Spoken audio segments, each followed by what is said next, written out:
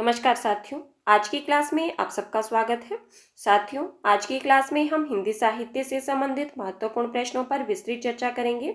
तो आइए हम आज की क्लास को शुरू करते हैं और हमारा आज का पहला प्रश्न है, हिंदी भाषा की बोलियों के वर्गीकरण के आधार पर छत्तीसगढ़ी बोली है। आप जानते हैं कि हिंदी भाषा के अंतर्गत कुल कितनी बोलियां आती हैं? 18 बोलियां आती हैं। आपको बताना है कि छत्तीसगढ़ी बोली किसके अंतर्गत आती है। ऑप्शन है आपके पास पश्चिमी हिंदी, राजस्थानी हिंदी, पूर्वी हिंदी या पहाड़ी हिंदी। तो इसका सही उत्तर क्या होगा? सभी लोगों ने अपने उत्तर कमेंट बॉक्स में जरूर देने हैं। चलिए बताइए इसका सही उत्तर क्या होगा। बिल्कुल सही। जिन साथियों ने ऑप्शन नंबर 3 बताया है उनका उत्तर सही है। छत्तीसगढ़ी पूर्वी हिंदी के अंतर्गत आती है। आप जानते हैं कि पूर्वी हिंदी के अंतर्गत कुल कितनी बोलियां आती हैं? तो पूर्वी हिंदी के अंतर्गत कुल 3 बोलियां आती हैं। कौन कौन सी है वो बोलियां? अवधी, बघेली और छत्तीसगढ़ी। हमारा अगला प्रश्न है, स्केच ऑफ हिंदी लिटरेचर के लेखक कौन है? आपके पास ऑप्शन है जॉर्ज ग्रियर्सन, गार्सद दोतासे, पादरी एडविन ग्रिव्स या हजारी प्रसाद द्विवेदी। तो चलिए बताइए इसका सही उत्तर क्या होगा। A sketch of Hindi literature, इसके लेखक कौन है और कब लिखा गया, ये किस भाषा में लिखा गया, इन तीनों प्रश्नों के उत्तर आपको देने हैं। बिल्कुल सही। जिन साथियों ने ऑप्शन नंबर 3 बताया है उनका उत्तर सही है। स्केच ऑफ हिंदी लिटरेचर ग्रंथ के लेखक पादरी एडविन ग्रिव्स हैं। कब लिखा गया ये ग्रंथ? तो 1917 ईस्वी में। किस भाषा में लिखा गया? अंग्रेजी भाषा में। ठीक है, किस भाषा में लिखा गया? अंग्रेजी भाषा में। हमारा अगला प्रश्न है, नामदेव के गुरु का नाम है। आपके पास ऑप्शन है रामानुज, विसोबा खेचर, नम्मालवार या वल्लभाचार्य। तो इसका सही उत्तर क्या होगा? सबसे पहले आपने मुझे ये बताना है कि नामदेव का जन्म कब हुआ था। बिल्कुल सही। नामदेव का जन्म कब हुआ था? 1270 ईस्वी में। चलिए ये बताइए कि नामदेव के गुरु का नाम क्या था। बिल्कुल सही। जिन साथियों ने ऑप्शन नंबर 2 बताया है उनका उत्तर सही है, विसोबा खेचर।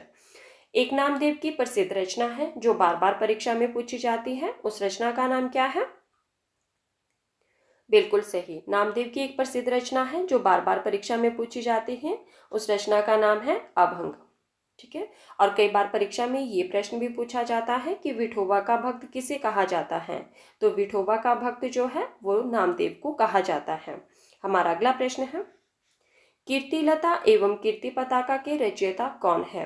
आपके पास ऑप्शन है अब्दुल रहमान, विद्यापति, चंद्रवरदाय या हेमचंद। तो इसका सही उत्तर क्या होगा? साथ में आपने ये भी बताना है कि यह रचनाएं जो है वो किस भाषा में लिखी गई है। बिल्कुल सही। जिन साथियों ने ऑप्शन नंबर 2 बताया है उनका उत्तर सही है। कीर्तिलता एवं कीर्ति पताका के रचयिता विद्यापति जी है। किस भाषा में लिखी गई है ये? तो अवध भाषा में। कब लिखी गई? 14वीं शताब्दी में।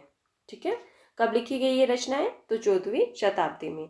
किस भाषा में? अवध भाषा में। हमारा अगला प्रश्न है, निम्न में से कौन सा संत सगुण और निर्गुण उपासक था? आपके पास ऑप्शन है कबीरदास, तुलसीदास, रामानंद या नामदेव। तो इसका सही उत्तर क्या होगा? बहुत ही अच्छा प्रश्न है। प्रश्न को ध्यान से सुनना व उसके बाद ही अपना उत्तर देना। प्रश्न है आपके पास कि निम्न में से कौन सा संत सगुण और निर्गुण उपासक था? बिल्कुल सही। जिन साथियों ने ऑप्शन नंबर 4 बताया है उनका उत्तर सही है। संत नामदेव सगुण और निर्गुण दोनों के उपासक थे। आप जानते हैं कि कबीरदास निर्गुण उपासक थे, तुलसीदास सगुण उपासक थे, रामानंद सगुण उपासक थे, जबकि रामानंद के जो शिष्य थे वो सगुण और निर्गुण दोनों धाराओं से संबंधित थे। हमारा अगला प्रश्न है, पृथ्वीराज रासो को अप्रामाणिक मानते हैं। आपके पास ऑप्शन है मिश्र बंधु, श्याम सुंदर दास, मोहनलाल विष्णुलाल पांड्या या डॉक्टर वुलर। तो इसका सही उत्तर क्या होगा? सबसे पहले आपने मुझे ये बताना है कि पृथ्वीराज रासो किसकी रचना है। पृथ्वीराज रासो के रचयिता का नाम बताइए। बिल्कुल सही। पृथ्वीराज रासो चंद्रवरदाय द्वारा रचित है। आप जानते हैं कि पृथ्वीराज रासो की प्रामाणिकता पर विद्वानों में मतभेद रहे हैं।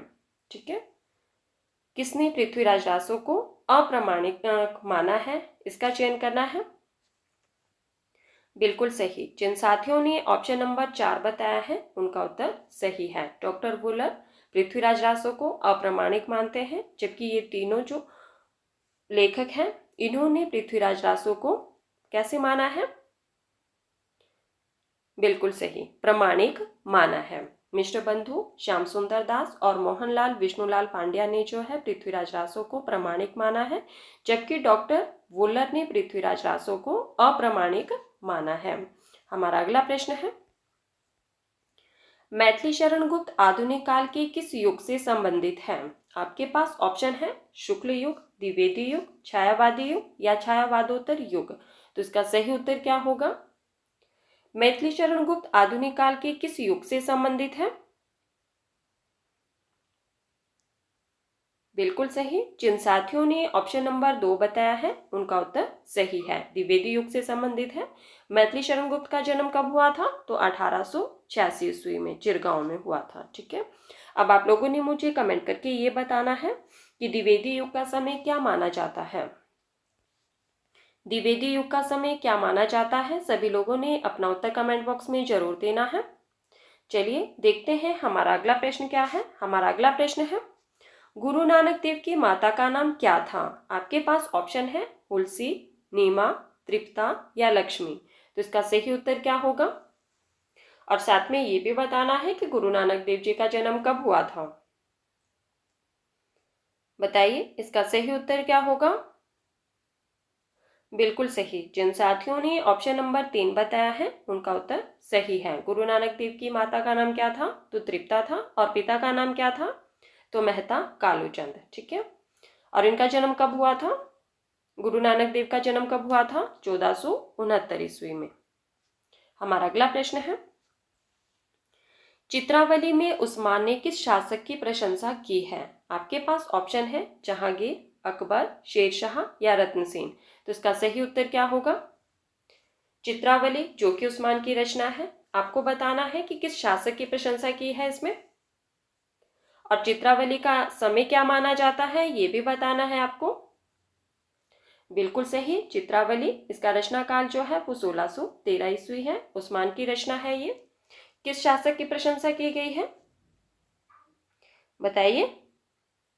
बिल्कुल सही। जिन साथियों ने ऑप्शन नंबर 1 बताया है उनका उत्तर सही है, जहांगीर शासक की प्रशंसा की गई है।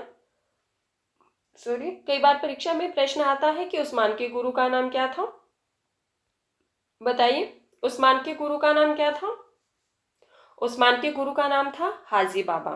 ठीक है, क्या था? हाजी बाबा। हमारा अगला प्रश्न है, निम्न में से कौन सा कवि अष्टछाप का नहीं है?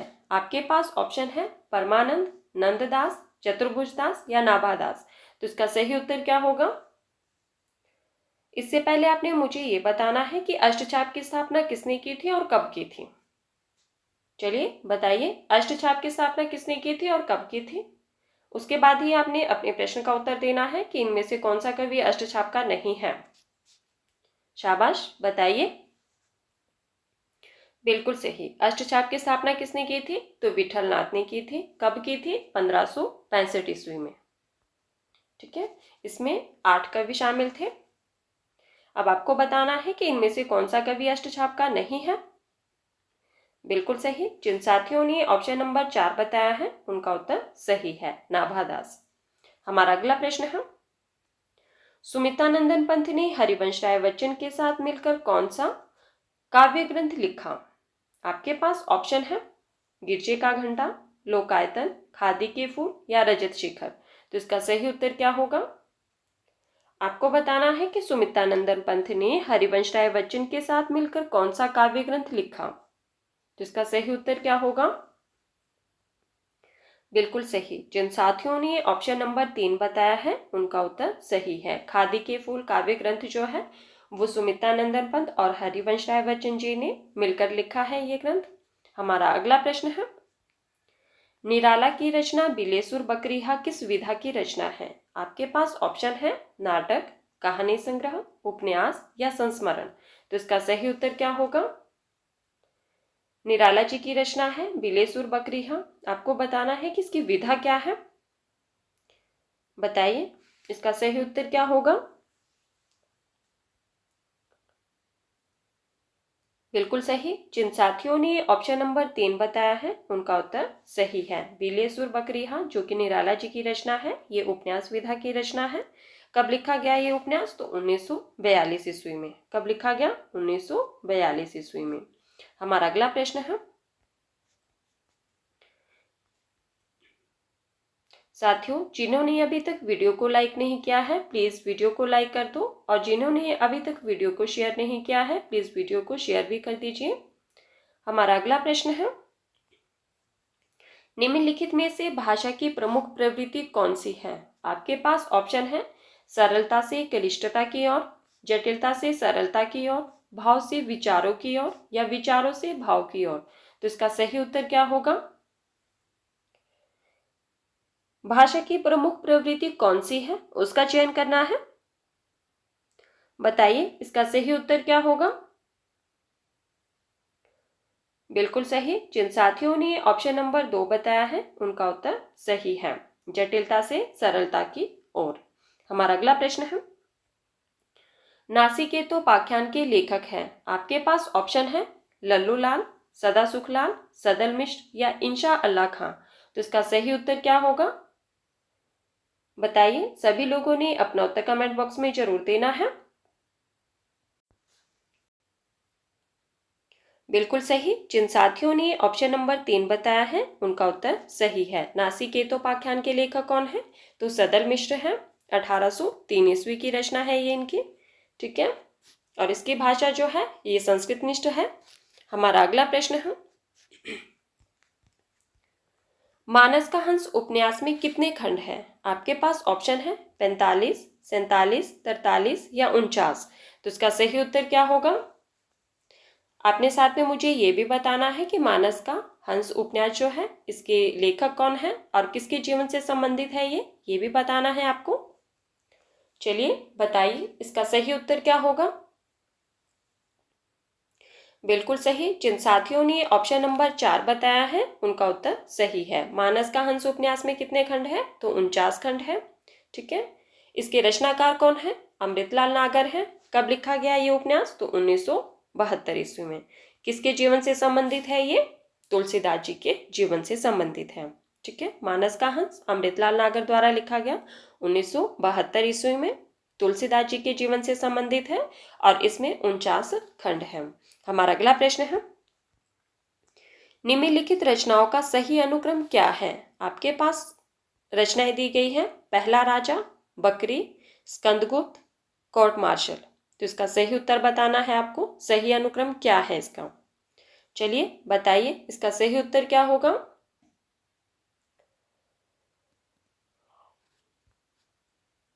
बताइए। बिल्कुल सही। जिन साथियों ने ऑप्शन नंबर 3 बताया है उनका उत्तर सही है। स्कंदगुप्त, जो कि जयशंकर प्रसाद जी का नाटक है, 1928 ईस्वी का। ठीक है, स्कंदगुप्त 1928 का है। पहला राजा, इसके रचनाकार कौन है? तो जगदीश चंद्र माथुर है। कब लिखा गया? 1969 ईस्वी में।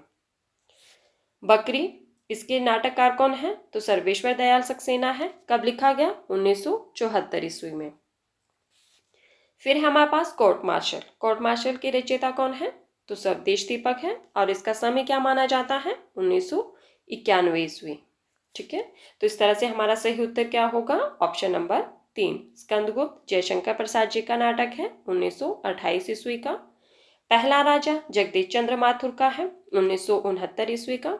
ठीक है, बकरी सर्वेश्वर दयाल सक्सेना का है, 1974 ईस्वी का। और कोर्ट मार्शल स्वदेश दीपक का है, 1991 ईस्वी का। हमारा अगला प्रश्न है, निम्न में से जैनेन्द्र कुमार द्वारा रचित कहानी संग्रह नहीं है। आपके पास ऑप्शन है नीलम देश की राजकन्या, वातायन, इंसान के खंडहर, या पाजेब। तो इसका सही उत्तर क्या होगा? निम्न में से जैनेन्द्र कुमार द्वारा रचित कहानी संग्रह नहीं है उसका चयन करना है आपको, और साथ में ये बताना है कि अगर यह जैनेन्द्र कुमार द्वारा रचित नहीं है तो यह रचना किसकी है। चलिए बताइए इसका सही उत्तर क्या होगा। साथियों सभी लोगों ने प्लीज़ वीडियो को शेयर भी जरूर कर देना, और जिन साथियों ने अभी तक वीडियो को लाइक नहीं किया है प्लीज़ वीडियो को लाइक भी कर दीजिए और वीडियो को ज़्यादा से ज़्यादा शेयर भी कर दीजिए। बताइए इसका सही उत्तर क्या होगा। बिल्कुल सही। जिन साथियों ने ऑप्शन नंबर 3 बताया है उनका उत्तर सही है। इंसान के खंडहर जैनेंद्र कुम्हार द्वारा रचित कहानी संग्रह नहीं है। कौन है इसके रचयिता? तो मोहन राकेश। कौन है? मोहन राकेश। ठीक है। कब लिखा गया ये कहानी संग्रह, ये भी बताइए। 1950 ईस्वी में। ठीक है। कब लिखा गया? 1950 ईस्वी में। बाकी ये तीनों कहानियां जो है वो जैनेंद्र कुम्हार जी की है। ठीक है। किसकी है? जैनेंद्र कुम्हार की है। नीलम देश की राजकन्या, इसका रचनाकाल क्या माना जाता है? 1938 ईस्वी। ठीक है। वातायन 1931 ईस्वी और पाजेब 1948 ईस्वी। इंसान के खंडहर मोहन राकेश द्वारा रचित है। 1950 ईस्वी की कहानी है ये इनकी। हमारा अगला प्रश्न है, दर्द जहां नीला है किसने लिखा है? आपके पास ऑप्शन है शंभुनाथ सिंह, श्री कृष्ण तिवारी, माहेश्वर तिवारी या उमाकांत मालवीय। तो इसका सही उत्तर क्या होगा? दर्द जहां नीला है किसकी रचना है ये? बताइए इसका सही उत्तर क्या होगा। बिल्कुल सही। जिन साथियों ने ऑप्शन नंबर 1 बताया है उनका उत्तर सही है। दर्द जहां नीला है किसकी रचना है? शंभुनाथ सिंह की।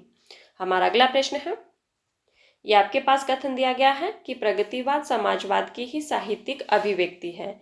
यह कथन किसका है? आपके पास ऑप्शन है डॉक्टर नगेंद्र, सूर्यकांत त्रिपाठी निराला, आचार्य रामचंद्र शुक्ल या अज्ञे। तो इसका सही उत्तर क्या होगा?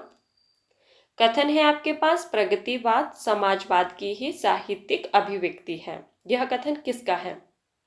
चलिए बताइए इसका सही उत्तर क्या होगा। बिल्कुल सही। जिन साथियों ने ऑप्शन नंबर 1 बताया है उनका उत्तर सही है। यह कथन जो है वो डॉक्टर नगेंद्र का है। हमारा अगला प्रश्न है, निम्न में से उदय शंकर भट्ट का नाटक है। आपके पास ऑप्शन है शुतुरमुर्ग, युगे युगे क्रांति, दूसरा दरवाजा या विद्रोहिणी अंबा। तो इसका सही उत्तर क्या होगा? बताइए इसका सही उत्तर क्या होगा। बिल्कुल सही। जिन साथियों ने ऑप्शन नंबर 4 बताया है उनका उत्तर सही है। विद्रोहिणी अंबा उदय शंकर भट्ट का नाटक है। ठीक है। और इसका समय क्या माना जाता है? 1964 ईस्वी। अब हम बात करेंगे कि शुतुरमुर्ग के नाटककार कौन है। बताइए शुतुरमुर्ग के रचनाकार कौन है? बिल्कुल सही, ज्ञानदेव अग्निहोत्री। ज्ञानदेव अग्निहोत्री का है शुतुरमुर्ग। कब लिखा इन्होंने ये? 1968 ईस्वी में।